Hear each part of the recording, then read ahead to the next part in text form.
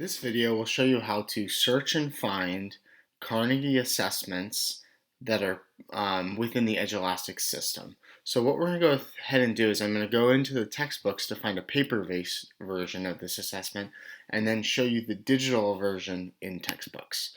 So I'm going to go ahead and get into my textbook here, and I'm going to pick course 3. I'm going to pick module 3, modeling with linear equations, topic 1. And as I slide down here within topic 1, you'll see a variety of assessments here that are available. These are all in PDF format. So if I clicked on any of these, I could find the PDF. All of these assessments are located within the Carnegie Edulastic system with the exception of the performance task. So if I pick end of topic test form B, what you'll see is a PDF version that prints very nicely here, and 20 questions. And what we'll go ahead and see in Edulastic is we'll see something very similar. So let's go ahead and we're going to go back into my CL portal, and I'm going to go over to Edulastic and find this assessment in Edulastic and assign it to my students. In a later video, we'll talk about how you manage how you manage assessments within Edulastic. So here on the left, you have your dashboard. This is where you see your classes. Assessments is once you've assigned something to kids, what assessments are live. Question bank is where you find individual questions and create your own assessments. Library is where you find pre-created assessments, and then reports is where you'll see some wonderful data reports on your students after they've taken Edulastic assessments. So let's go to the library, and again, we need to be careful to look at our filters. Sometimes we have too many filters that appear here, a specific subject, a specific grade, a specific standard. So I'm just going to go ahead and reset all my filters just for interest's sake. And then if you go up here to search, I'm going to go to before I get to searching, I want to show collections. This is where I find all of the Carnegie Learning. So I could go ahead and select only Carnegie Learning assessments.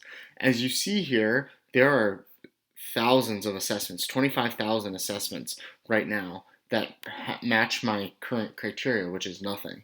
So if I go just to Carnegie, I'm going to narrow that focus down. I have to hit apply filter to 203 assessments. So I was searching for course 3, module 3, topic 1. And now here are those 5 assessments that'll come up. And here I've got module end of topic test form B. And if I go ahead and click on that, here's the assessment. I can preview it. I can assign it directly to kids. You can create a new version. You can print it, though I would suggest printing from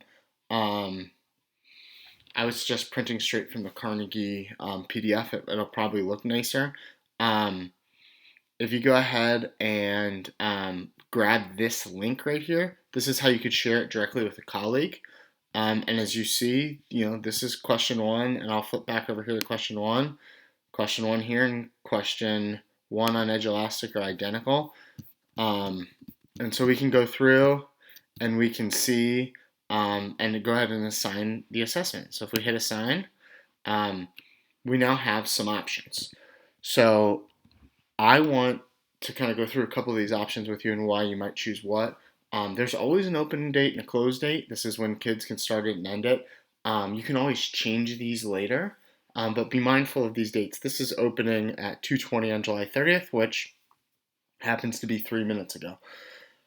For summative assessments, something you might consider is open manually in class, which means you go into that class on that day for a summative assessment. You say, I'm going to open this right now for you. You may begin.